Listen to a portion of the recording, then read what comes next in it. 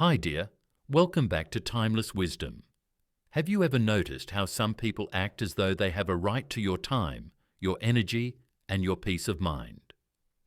It's as if you're expected to absorb their bad days, just like an emotional vending machine, while your own boundaries are seen as mere suggestions. The sad reality is that many people don't recognize the harm they cause until they're already running on empty, constantly in survival mode, and left wondering why every interaction leaves them feeling drained. I remember a client of mine, let's call her June. She was warm-hearted, dependable, and always ready to help anyone in her neighborhood, never refusing a family request. Yet it wasn't until her own daughter asked to borrow money for the fourth time in a month, never once repaying, that June saw the truth. This wasn't love. It was entitlement disguised by family ties. That's why, in today's video, I want to share with you 5 behaviors that should never be tolerated, whether they come from a partner, a boss, or even a family member. Because the longer you accept this treatment, the more you pay the price. If you're ready to stop making excuses for disrespect and finally prioritize your peace, make sure to like, comment below, and subscribe to Timeless Wisdom. The emotional strength you build today starts with these boundaries. Let's get started. 1. Constant criticism. There's a particular kind of emotional erosion that doesn't show up all at once. It doesn't explode, it seeps. It begins with one offhand comment, maybe about your outfit. Then it's your voice, your ideas, your dreams. Over time, you start shrinking, not because you've changed, but because someone has slowly convinced you that nothing about you is quite right. That constant, persistent criticism isn't just unpleasant, it's psychological warfare. And it is the first behavior that should never be tolerated, no matter who it's coming from. People often confuse criticism with helpfulness, but there's a massive difference between constructive feedback and what we're talking about here. Constructive feedback is specific, collaborative, and rooted in care. It's about improvement.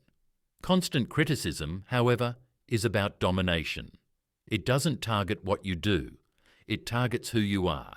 And for many people, especially older adults who've spent decades internalizing this kind of treatment under the guise of tough love or family dynamics, this pattern can become dangerously normalized. What feels familiar isn't always healthy. Just because someone has always spoken to you that way doesn't mean they ever should have. Psychologically, ongoing criticism activates the brain's threat detection systems. Studies have shown that repeated negative feedback, particularly from people we are emotionally close to, can rewire our brains to anticipate rejection even when none is present. You start doubting your own ideas before speaking. You feel anxious before sharing anything creative or vulnerable. You lose your natural confidence, not because it was never there, but because someone else has been steadily chiseling away at it. In families, it's often disguised as comparison. Why can't you be more like your brother? In workplaces, it's the supervisor who only notices your flaws, never your achievements. In relationships, it's the partner who makes backhanded remarks under the pretense of honesty. These are not coincidences or personality quirks. These are emotional strategies that, whether intentional or not, leave you feeling smaller than you are. And the longer you allow it, the more damage it causes. From a stoic perspective, this kind of persistent criticism is the very opposite of what a virtuous life demands. The Stoics value discipline and resilience, yes, but not silence in the face of abuse. Epictetus taught that while we can't control what others do, we are fully responsible for what we accept and how we respond. To live with dignity means drawing clear lines around what is acceptable and what is not. A person who consistently tries to diminish you is not offering wisdom. They are undermining your soul. So how do you respond when you realize this behavior is present in your life? First, by validating your own experience. The sinking feeling you get around that person is not weakness. It is your internal compass trying to alert you to danger. The tension in your shoulders, the fatigue after speaking to them, the hesitation before you answer their call, those are not minor annoyances. They are symptoms of repeated emotional violation. Responding doesn't always mean confrontation. For some, especially those in long-term family dynamics, it may mean subtle redirection, clear communication, or gentle distance. For others, it may mean creating strict emotional boundaries, limiting time spent with that person, or even ending the relationship altogether. The most dangerous choice is to keep absorbing the damage because it's easier than naming the truth. You were not born with the belief that you're not enough. Someone taught it to you. And like any false lesson, it can and must be unlearned. No one gets to convince you that your worth is conditional. No one has the right to make you second-guess your value through constant criticism masked as care. The moment you recognize this pattern is the moment you begin to reclaim your space. And with each step back from the noise, you begin to hear yourself again, clearly, honestly, and without apology. That is where your healing begins, and that is where their control ends. 2. Boundary violations.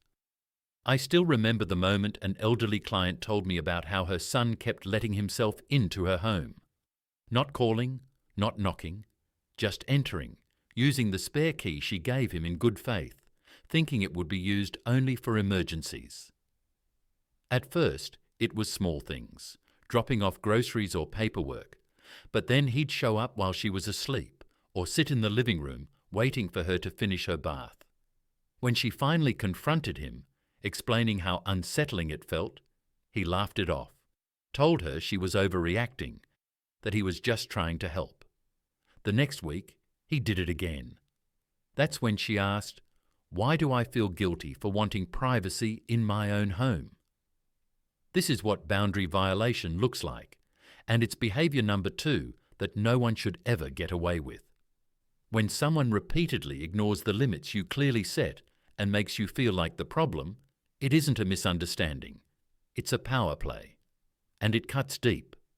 Not just because of the act itself, but because of what it implies. Your comfort, your needs, your autonomy don't matter. Boundaries are not walls. They are guidelines. Invisible fences we create to protect the most valuable aspects of ourselves: our time, our space, our emotional bandwidth.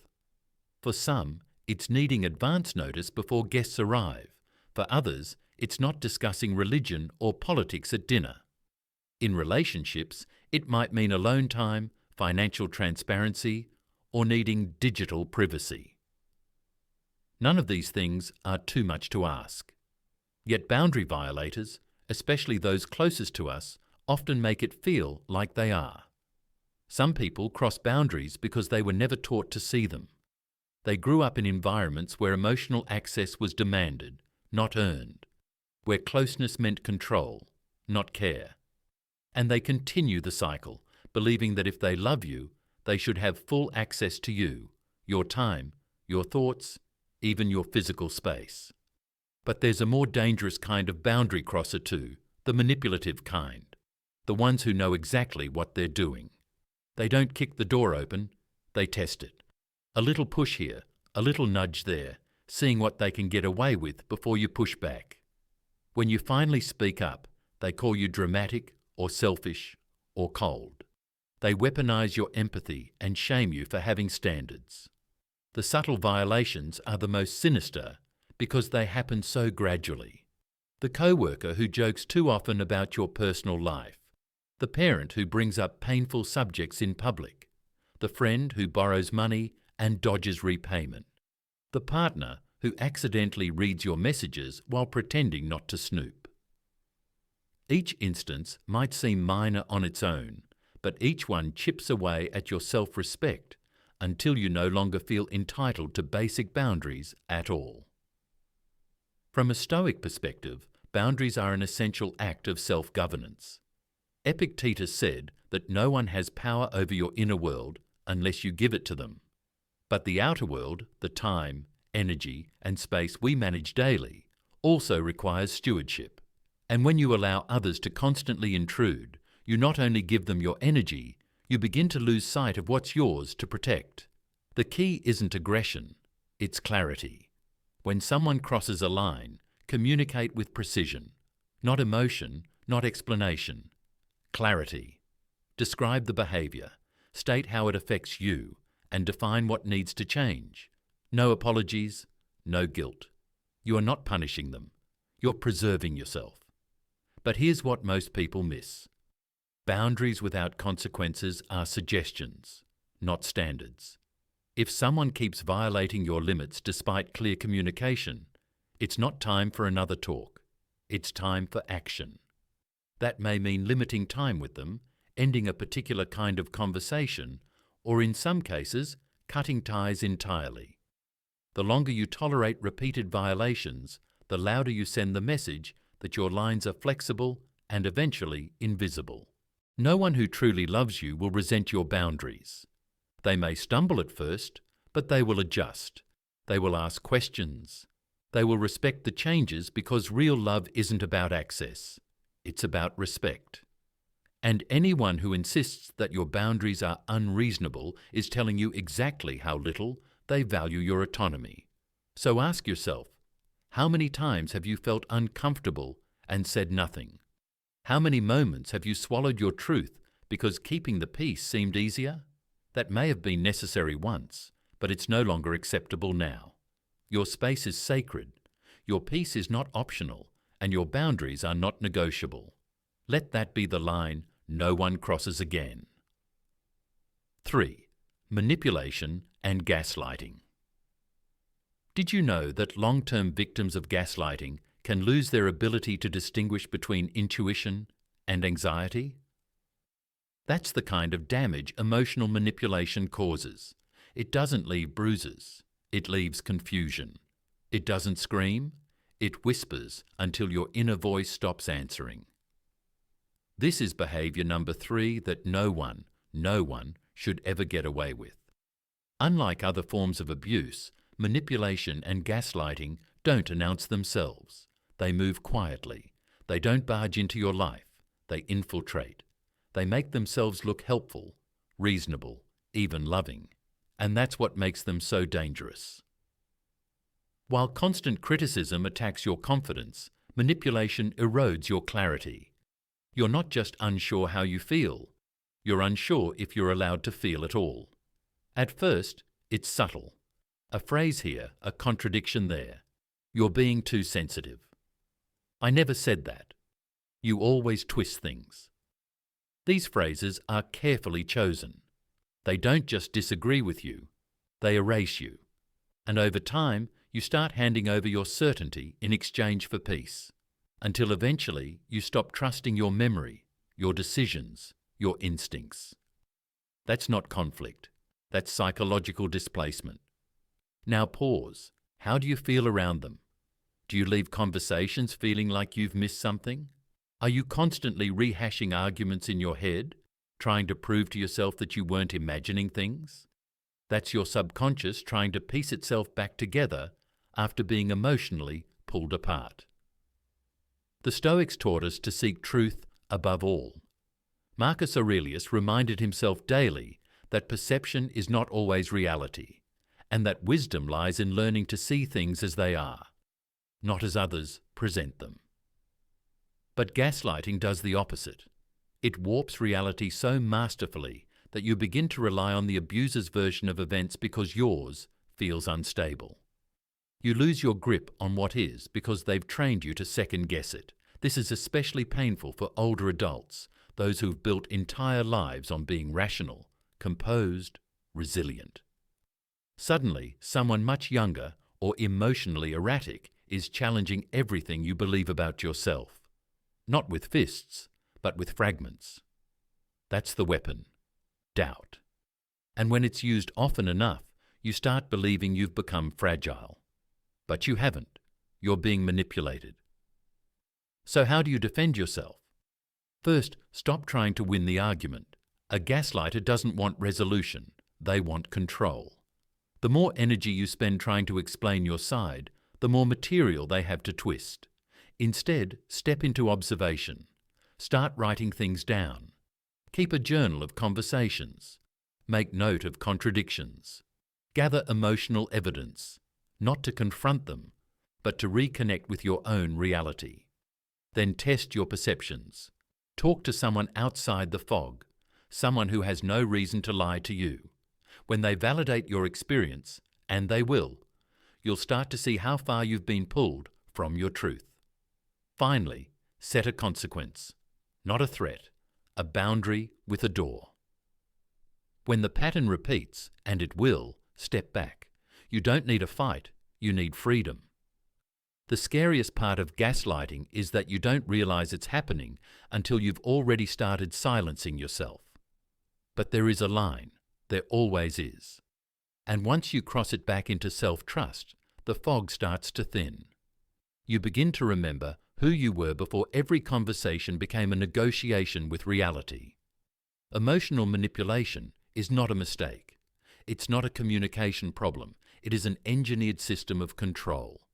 And no one who truly loves you would ever want to confuse, diminish, or dismantle the very core of who you are. So trust the discomfort. Trace it to the pattern. And when someone repeatedly makes you feel like you've lost your mind, it's time to stop giving them access to it. That's not a weakness. That's wisdom. And it's yours to reclaim. 4. Dishonesty that destroys trust. There's a silence that falls the moment you realize someone has lied to you. Not a misunderstanding, not a small omission, a real lie, intentional, premeditated, and delivered with a straight face. In that moment, something breaks. Not just the trust between you and them, but something within yourself. The feeling that the world made sense 5 minutes ago, and now it doesn't. Chronic dishonesty is the 4th behavior that no one should ever get away with. Not in your relationships, not in your home, and certainly not in your heart. Some lies come dressed in charm. Others come laced with justification. But the outcome is always the same. Your emotional foundation begins to erode. And it's not the big, outrageous lies that cause the most damage. It's the slow, consistent drip of deception over time. The white lies, the half-truths, the promises never kept, the convenient forgetfulness, the shifting stories that don't quite match, but just close enough that you question whether it's worth pressing. This kind of dishonesty isn't just inconvenient, it's psychologically destabilizing. Repeated exposure to lies damages your ability to trust, not only others, but yourself. You begin to question your intuition. You double-check your memory. You feel foolish for expecting consistency. That internal erosion is the true cost of living with someone who cannot or will not tell the truth. And dishonesty has forms far beyond simple lying. There's omission, what they don't say, but no matters. There's minimization, making harmful behavior seem insignificant. There's deflection, changing the subject just as accountability begins. And then there's betrayal dressed as kindness, saying all the right things while doing all the wrong ones behind closed doors. What's most disturbing is how normalized these patterns have become. We live in a culture that often treats deception as strategy, protecting someone's feelings, avoiding unnecessary drama, managing expectations. These are just reframes for manipulation. And over time, people who lie habitually become masters at convincing others that it's no big deal, that everyone lies, that you're too rigid, that if you really loved them, you'd stop making everything a problem.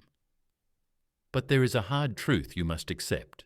People who lie consistently are telling you something deeper than their words ever could. They're showing you that your peace is secondary to their convenience, that your trust is something they're willing to gamble with, that their comfort is worth more than your clarity.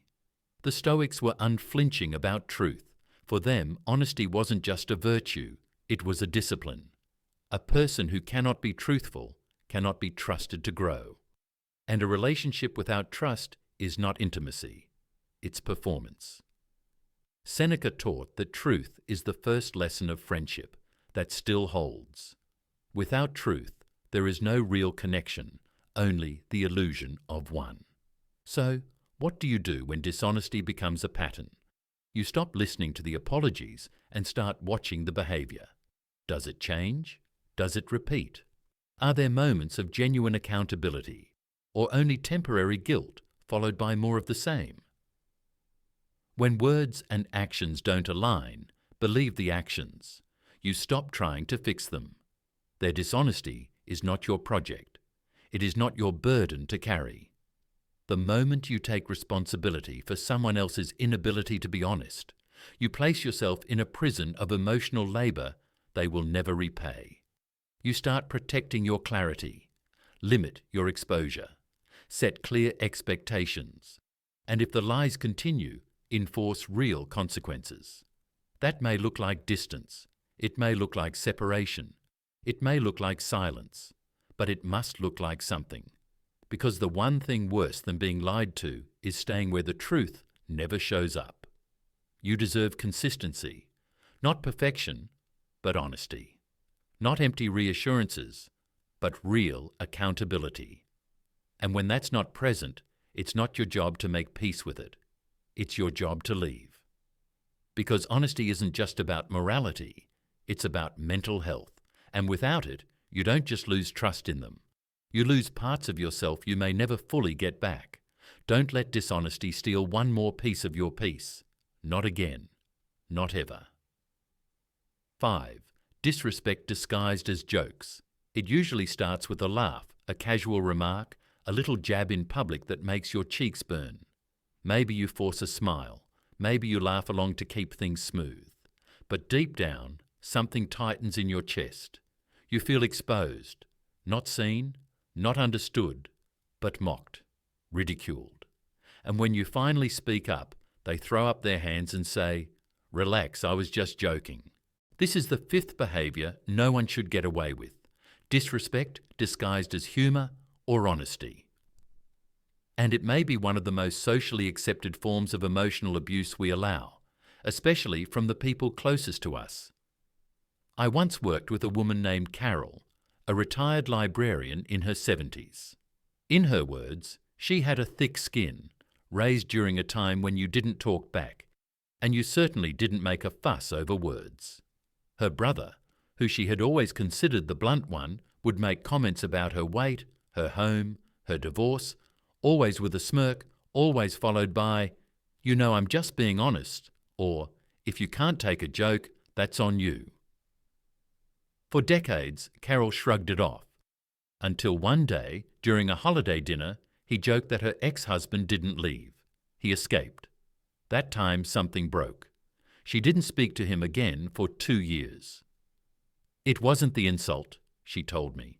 It was realizing I'd spent my whole life letting someone sharpen their tongue on my back and calling it love.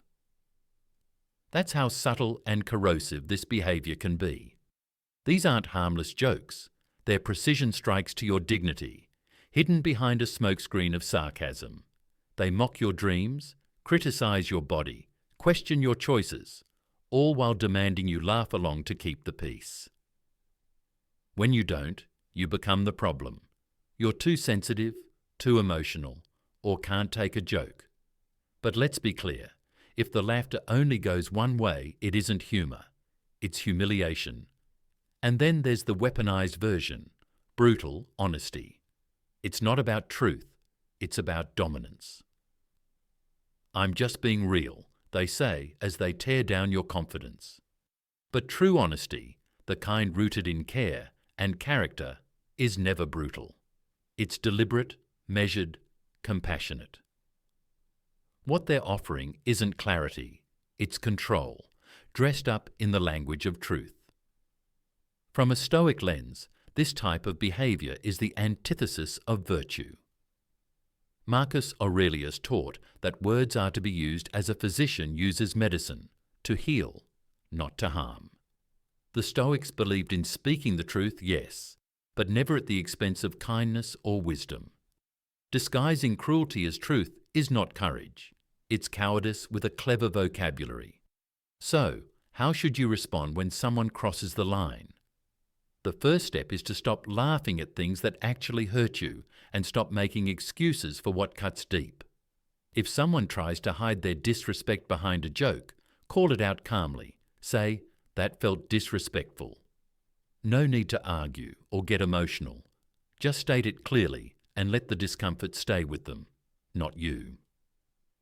If the behaviour continues, raise your boundaries, not by getting louder, but by taking action.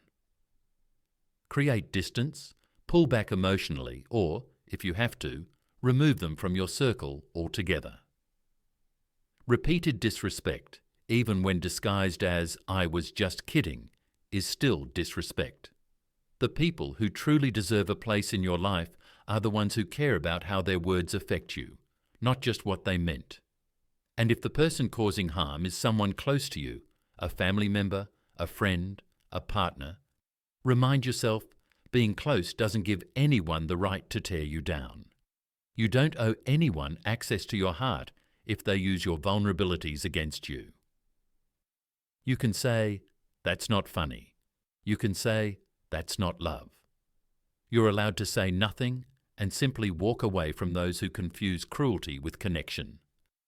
Your dignity is not negotiable, not anymore.